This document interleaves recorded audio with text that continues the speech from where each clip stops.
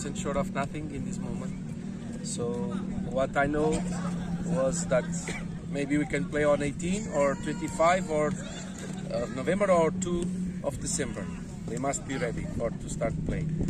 What I feel is that I hope that the games, the supporters can be to the game and we can play at home and away. Because if we not make this, we are destroying the football. Not just the essence of the football, that is the supporters.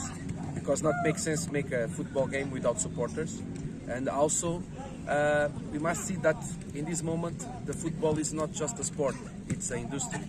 And the industry needs the supporters to go to the stadium for the clubs can have money to pay the bills.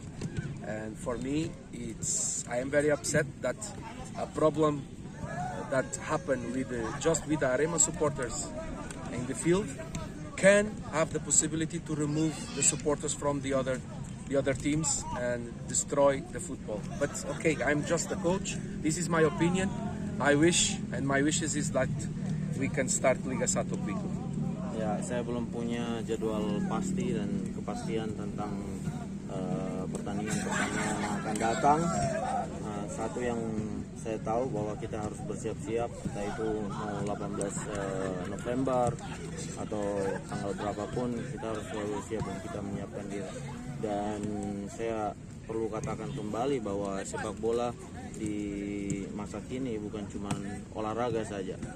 Ini adalah industri yang melibatkan banyak pihak dan industri ini akan sangat membantu tim. Kalau misalnya liga berjalan, saya berharap bahwa penonton, supporter bisa datang ke stadion untuk mendukung tim. Karena dengan itu kita akan mendapatkan suntikan finansial yang cukup banyak untuk menjalankan tim ini. Dan itulah yang kita harapkan. Kalau memang supporter tidak bisa diberikan izin, saya tidak mengerti kenapa katanya apa yang terjadi di Arema sana akan mempengaruhi semua supporter di Indonesia.